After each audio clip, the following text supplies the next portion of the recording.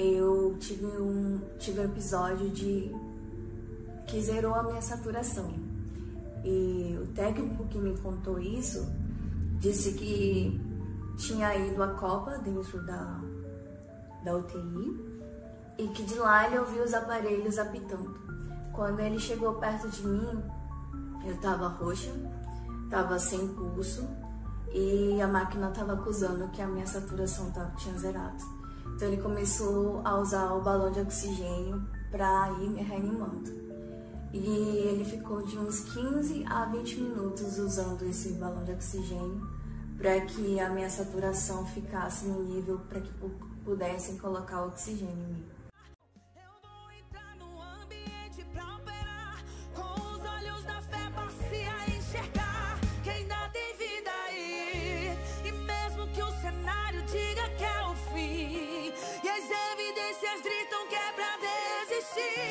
Mas eu estou dizendo, ainda existe vida aí, ainda tem vida aí, e o tempo não limita o que eu vou fazer. Eu lhe garanto e afirmo pra você, ainda tem vida aí, vai voltar a viver.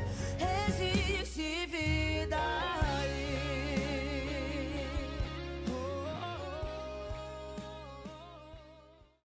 Meu nome é Nayane Eva, tenho 33 anos, conheço ao Senhor desde os 26 anos. Ele alcançou minha vida depois de muito tempo perdida, embaraçada, com muitos pecados e muito escrava do pecado também.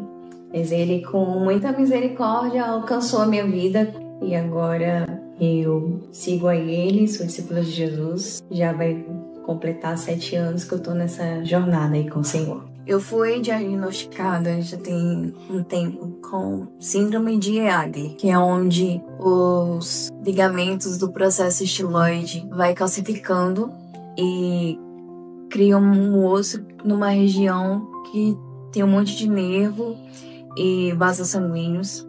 Então eu fiz um exame de tomografia, esses ossos tinham um lado que já estava com 4 centímetros e do outro lado estava com 3 centímetros e 9 milímetros. E fui buscar tratamento para essa síndrome. O tratamento é cirúrgico. Eu já estava sentindo muitas dores, precisava tomar sempre analgésicos, que nem sempre resolviam, relaxantes musculares.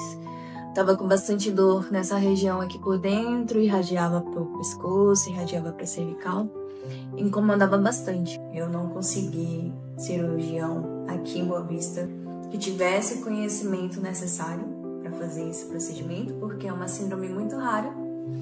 E aí eu consegui um contato com o cirurgião de fora, e aí ele aceitou fazer essa cirurgia junto com o otorrino daqui. Essa cirurgia ficou marcada para o dia 17, mas acabou que ela foi antecipada para o dia 16 de novembro, um dia antes. Os jovens de onde eu congrego tinham um retiro que aconteceria em novembro. E a data do retiro foi anunciada mais ou menos no mês de maio. Quando foi anunciada a data, eu tinha a sensação de que eu não ia participar desse retiro. Só que até então eu não tinha dado nenhum andamento na cirurgia, não tinha nada encaminhado, não sabia o motivo, mas eu tinha esse sentimento muito forte dentro de mim.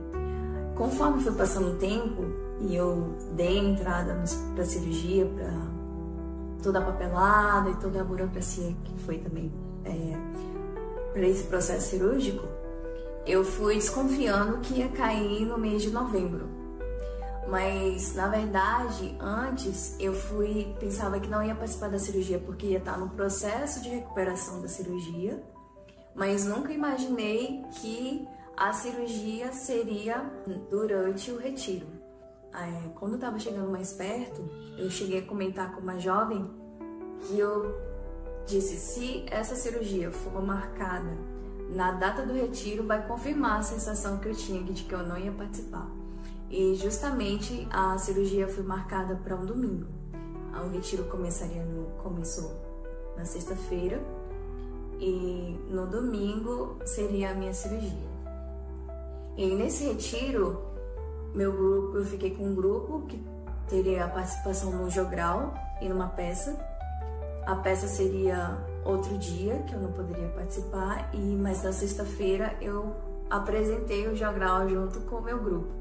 E nesse jogral eu tive uma fala bem específica, que foi a minha parte, e eu tava lá com a minha voz, falando do Senhor, usando a minha voz para falar dele, para falar dos atributos dele.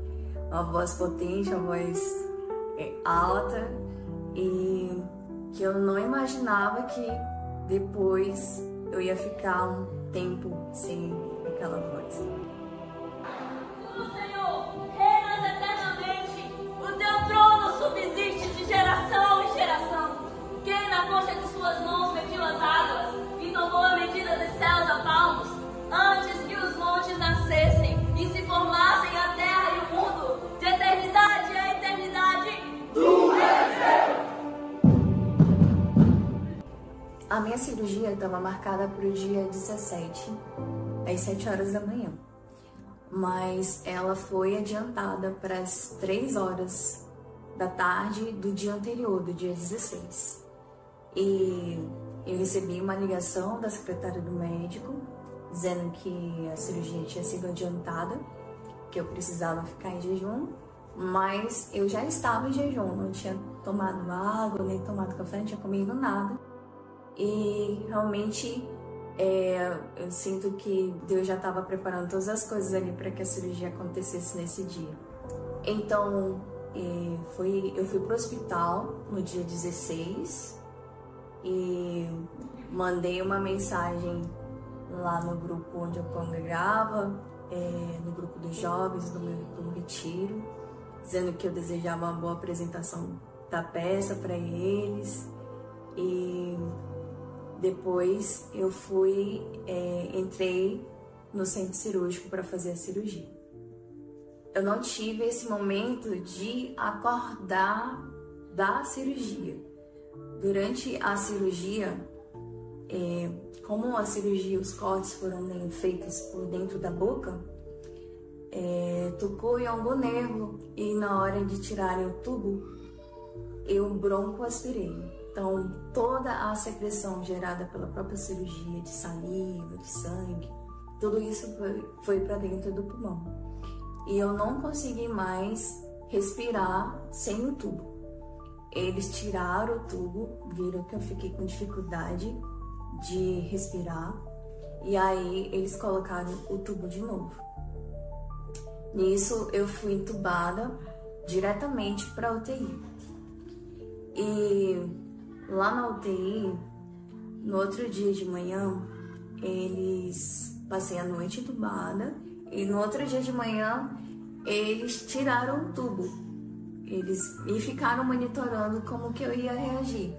Mas quando eu fiquei algumas horas, a minha mãe foi me visitar, eu tava sem o tubo. Eu falei alguma coisa lá com ela me contou isso porque eu não lembro, mas ela disse que via que eu não estava muito bem, eu também estava muito sedada, mas ela disse que eu, ainda mesmo que baixo, falei alguma coisa com ela. Mas depois, mais 6h30 mais ou menos da noite, eu tive um episódio que zerou a minha saturação. E o técnico que me contou isso disse que tinha ido a copa dentro da UTI e que de lá ele ouviu os aparelhos apitando. Quando ele chegou perto de mim, eu estava roxa, estava sem pulso e a máquina estava acusando que a minha saturação tinha zerado. Então ele começou a usar o balão de oxigênio para ir me reanimando. E ele ficou de uns 15 a 20 minutos usando esse balão de oxigênio para que a minha saturação ficasse no nível para que pudessem colocar o oxigênio em mim. Então, eu tive esse episódio onde Deus foi lá e soprou fôlego de vida de novo nas minhas narinas, no meu pulmão.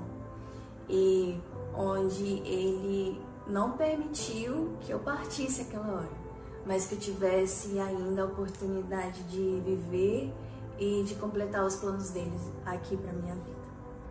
Então, depois desse episódio que eu fiquei sem saturação, eles colocaram oxigênio de novo em mim, ficaram monitorando, porque eles não queriam me entubar de novo, porque sabem como agride, como é muito grave, né, o processo de intubação. E eu já tinha feito uma cirurgia por dentro, então estava tudo machucado, então eles evitaram bastante.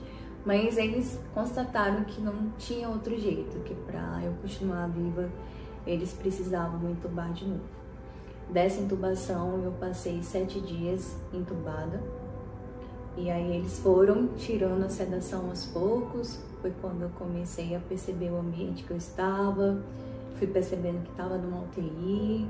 Fui percebendo que tinha acontecido alguma coisa com a cirurgia. Fui percebendo que eu estava entubada. Eu consegui perceber em alguns momentos que eu estava entubada. Mas eles foram tirando a sedação aos poucos. E quando eu consegui mesmo despertar dessa intubação, eu percebi que eu não estava conseguindo falar, que eu não estava conseguindo deglutir. Na verdade, eu fiquei com toda essa musculatura aqui muito fraca. Eu não conseguia nem fechar a boca, porque eu não conseguia sustentar. Os músculos estavam tão fracos no tempo que eu fiquei com o tubo, que os músculos não conseguiam sustentar. Foi quando a fono foi me avaliar na UTI, eles acionaram uma fonoaudióloga para me avaliar.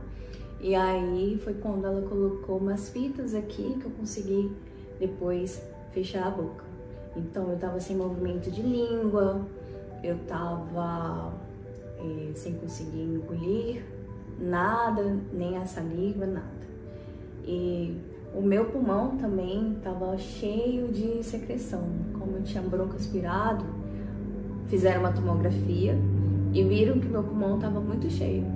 E como eu não conseguia expelir aquela secreção tossindo ou escarrando, ainda corria o risco de eu broncoaspirar de novo. Então eles ficaram cogitando a possibilidade de fazer uma traqueostomia em mim.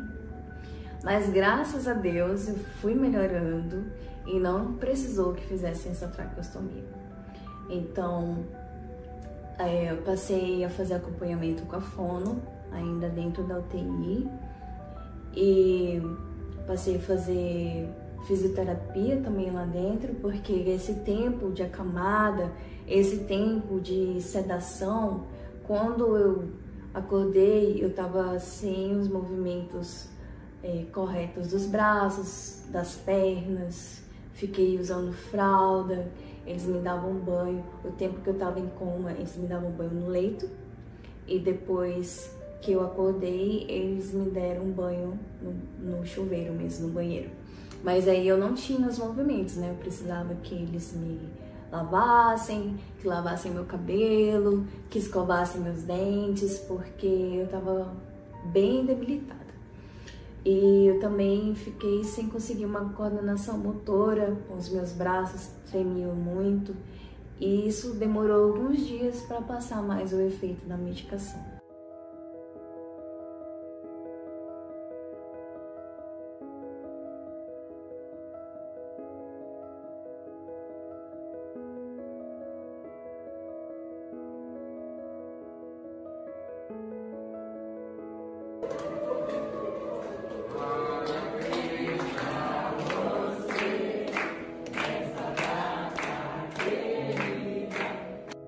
Outra coisa também é que a minha pressão ficava muito alta.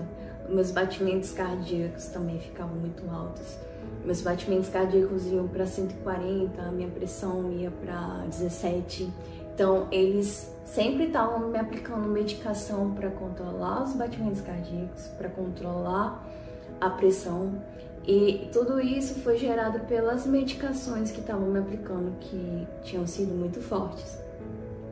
Em relação à pneumonia broncoaspirativa também que eu adquiri, eles me aplicavam muitos medicamentos, muitos antibióticos. E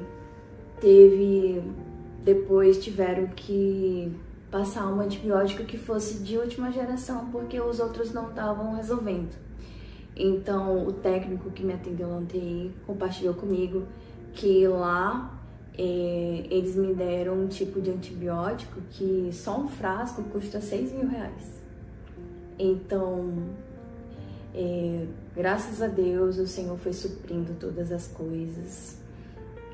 Graças a Deus também, o Senhor cuidou de todos os detalhes, o Senhor tem um plano de saúde. E eu fui vendo o cuidado de Deus em todas as coisas, porque eu estava tendo a assistência que eu precisava ter naquele momento. Quando eu estava no UTI, sempre me vinha uma frase que o nosso pastor sempre fala pra gente, que da parte do Senhor nunca falta graça. Para todo processo que você tiver que passar, o Senhor ele sempre vai dar a medida da graça necessária para você suportar. E de fato, eu percebia uma graça sobrenatural sobre mim. Eu sei que tinha muitos irmãos orando, muitas pessoas orando por mim. E também fui vendo que as pessoas que estavam cuidando de mim, elas faziam aquilo com amor. Então, elas trocavam minha fralda com amor. Eu não sentia vergonha, mas eu me sentia cuidada pelo Senhor. Muito cuidada, muito amada, porque no momento que eu mais precisei, tinham pessoas que estavam ali dispostas a cuidar de mim, cuidavam muito bem de mim. E eu fui percebendo também o cuidado do Senhor em todas as coisas. Teve um momento que eu comecei a me comunicar com eles. Eles me deram uma prancheta, um papel, uma caneta para me comunicar com eles. Quando eu comecei a garranchear, e a minha letra era bem difícil, eu escrevi com muita dificuldade e não era muito fácil de compreender, mas eu passei a me comunicar com eles pela escrita, quando eu queria ir ao banheiro e tal. E aí depois eu comecei a compartilhar do Senhor com eles, com as pessoas que trabalhavam lá.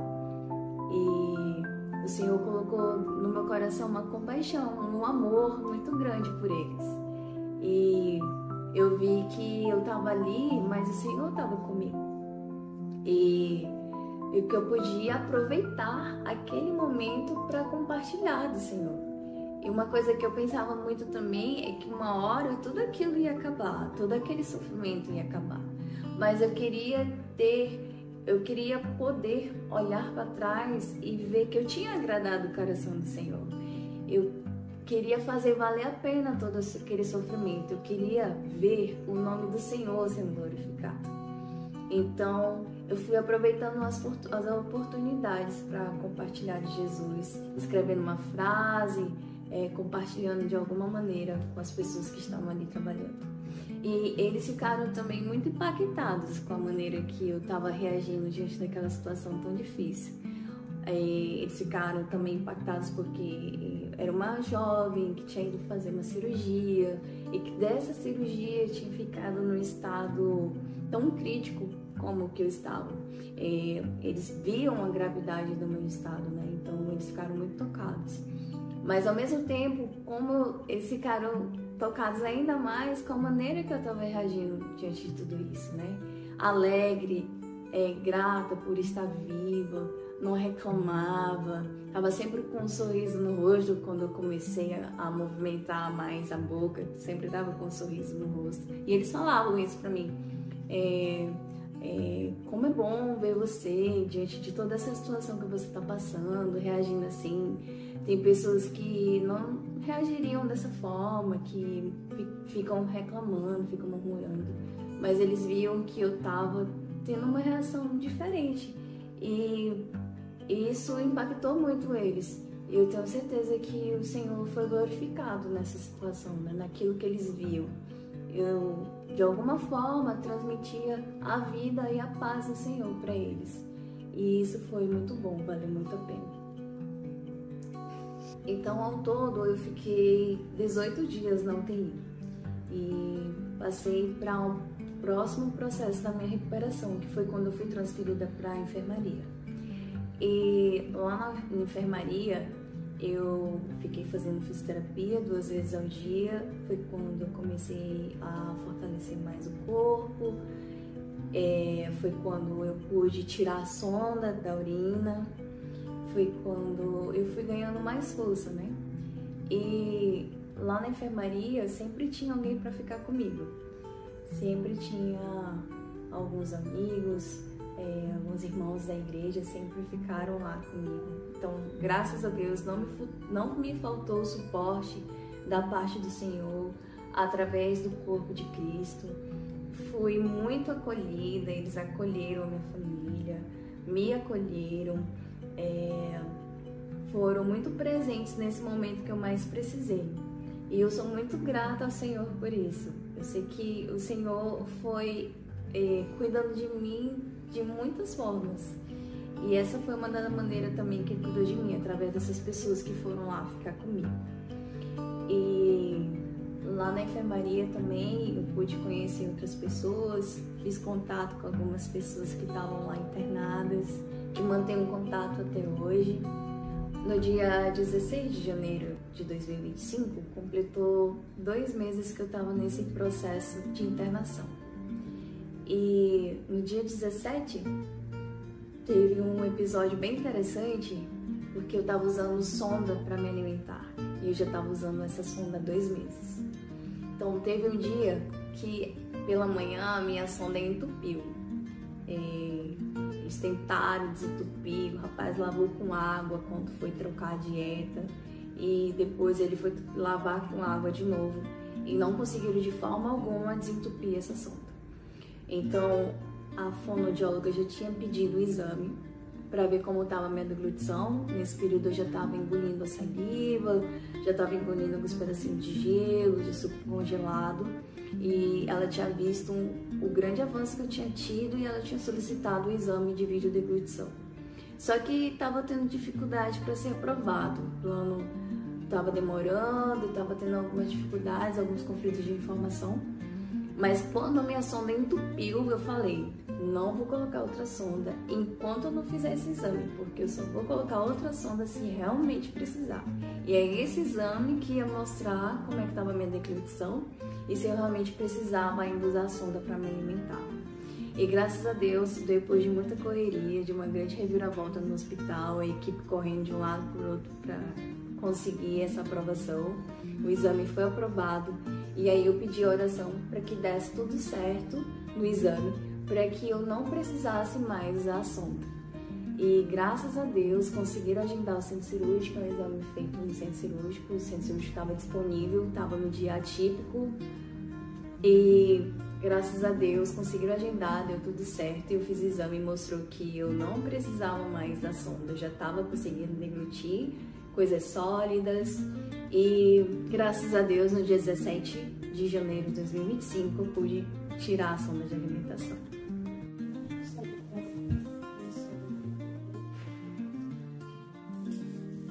Sem a sonda, glória a Deus, graças a Deus. Só vitória. Arrocha, Daiane, arrocha.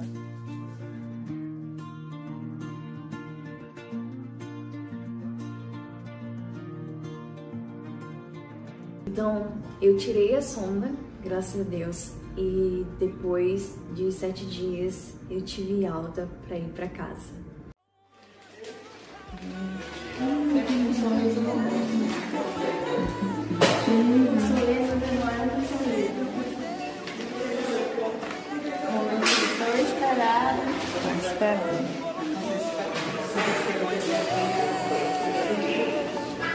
Sempre foi Deus,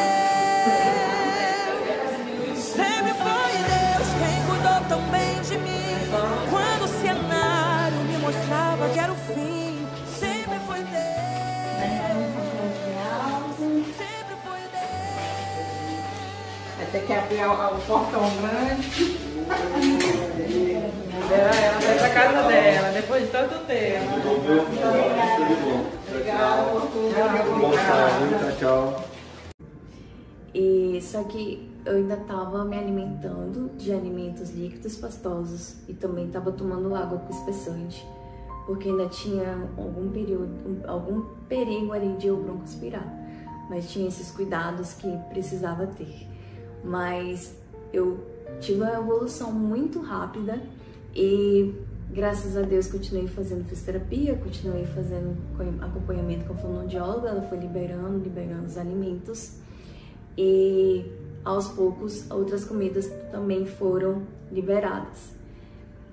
No dia 28 agora de março desse ano, eu fiz o exame para ver como estava a minha deglutição.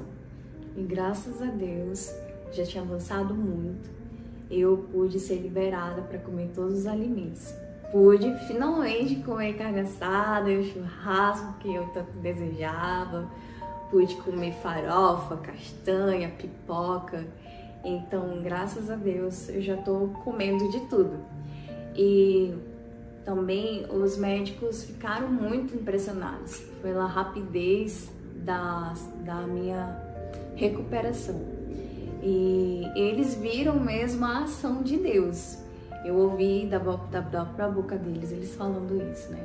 O otorrino que ficou me acompanhando, ele achava que ia demorar de 6 meses a 1 ano para eu passar a me alimentar sem sonda.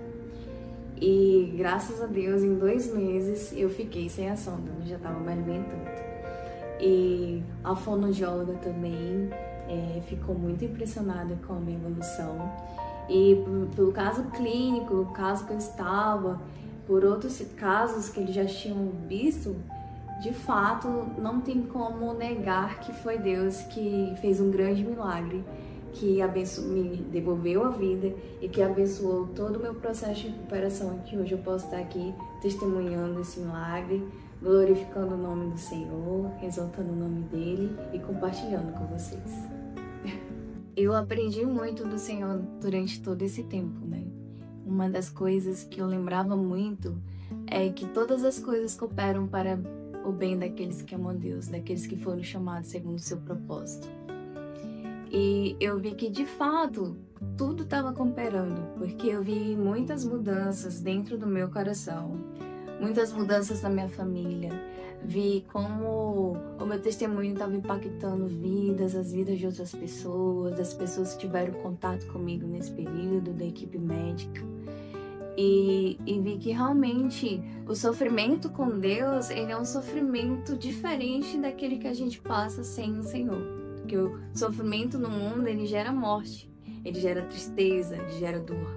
Mas o sofrimento com Deus, ele gera vida e ele gera transformação no nosso ser. Isso. Outra coisa também que eu aprendi bastante foi a confiar mais em Deus. A obedecer também, porque a fono me passava algumas direções e quando eu comecei a engolir saliva, eu vi que podia experimentar algum outro alimento. E tinha uma cafeteria lá no hospital, uma máquina de café, e eu vi as outras pessoas tomando café, né, as minhas amigas que iam lá, a gente ia lá tomando café, e eu podia experimentar, mas eu lembrava que ela e a minha mãe, a fono e a minha mãe, falavam que não era para eu tomar nada além daquilo que elas recomendavam, que elas tinham autorizado.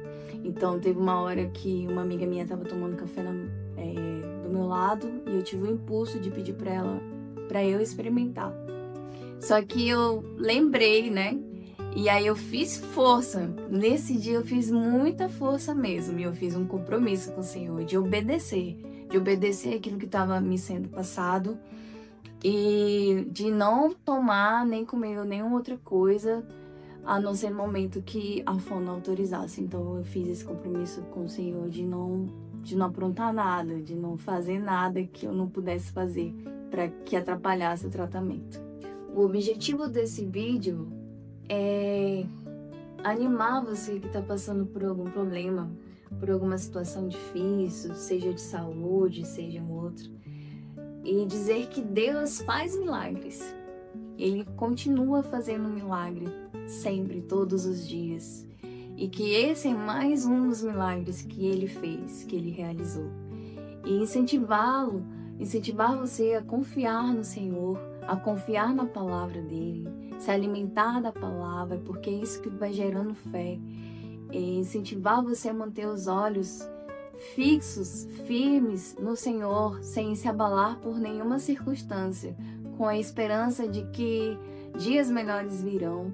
E mesmo que as coisas ainda continuem ruins, tudo que a gente precisa é ter o Senhor, porque Ele é a nossa esperança. E se a gente morrer, a gente vai estar com Ele. A gente vai estar com Ele eternamente. Nada melhor do que isso. Então, espero que você possa ter sua fé animada, sua fé fortalecida com esse testemunho que eu compartilhei.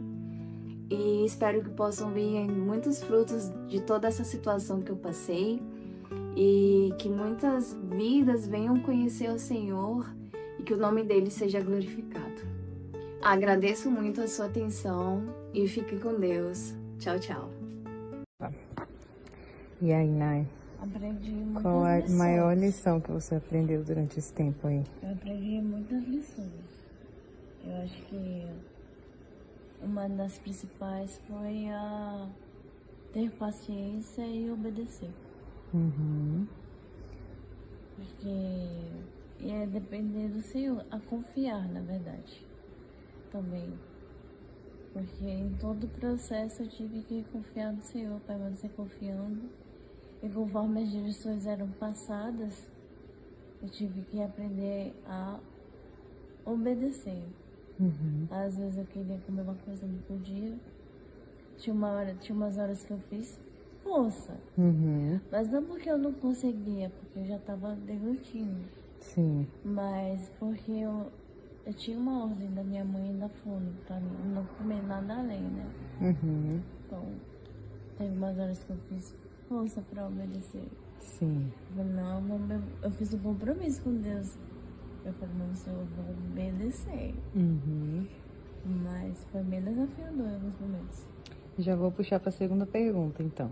Qual foi o momento mais desafiador, assim, para ti? Foi mais difícil?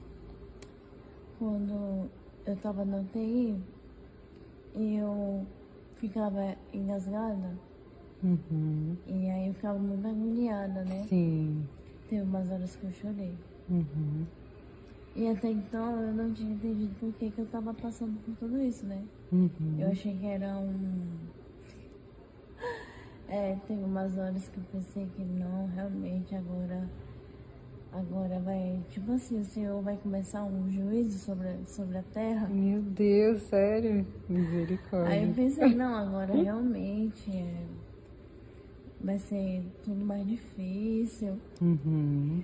Aí eu pensei que estava passando por um processo assim, não que eu achei que o Senhor estava me castigando, alguma coisa assim, mas que ele estava me atentando para a seriedade dele, né? Uhum.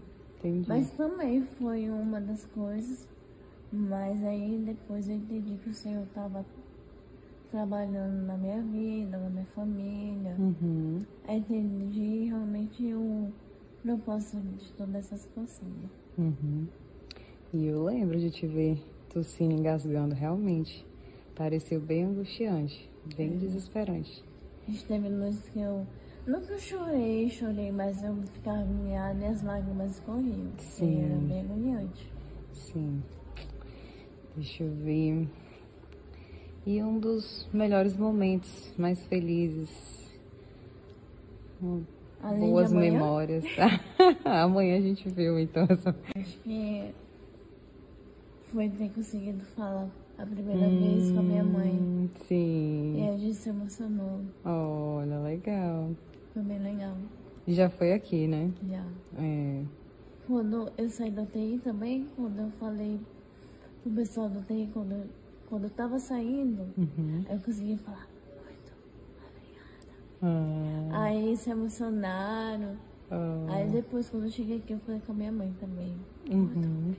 Ah, Aí minha legal. mãe se emocionou, eu também. Foi bem legal. Oh, legal. Nome de pessoas que marcaram aqui. Muitas. Albert. Albert eu ouvi muito. Albert, Dainara, Genciane, Gleciane, 2 Glecianes, Olha aí. uma da UTI, outra daqui. Nome da tua irmã, né? Gleice. Sim. doutor Mário, doutor Adilson. Teve também a Melissa. Cuidaram muito bem de mim na UTI, né? Sim. E teve o Felipe também, o técnico. E a Keila. Vou ficar pra sempre no meu coração. Muito bom. Legal. Uma palavra para o público. Fala aí alguma coisa que está no seu coração. Tudo coopera. Não importa o quão difícil seja, o Senhor sempre faz aquilo que vai cooperar para formar em nós o caráter de Jesus. Amém. Quando a gente entrega a vida para Ele, a gente passa a entender que realmente tudo coopera. Isso eu sempre acreditei, né? Mas agora ficou muito mais claro na minha mente, que realmente tudo coopera. E uma outra frase do tio William sempre via muito a minha memória desde que eu acordei no coma. Nunca falta graça. Para toda situação que a gente tiver que passar, o Senhor vai dar a medida da graça necessária para cada situação. E aí, é guardar sempre essas... Na verdade, primeiro que guardar e acreditar de fato em tudo que coopera, já traz um descanso para nossa alma. E aí a gente se sujeita ao processo. Não ficar questionando, não reclamar, mas se sujeitar e confiar no Senhor. E aí tudo vai fluir da melhor maneira. Porque o Senhor vai estar com a gente, né? A gente não vai estar sozinho. Amém. É o que faz a diferença. Amém. Muito bom. É isso aí, galera. E quando faltou isso aqui pra você cair, e mesmo assim você tentou.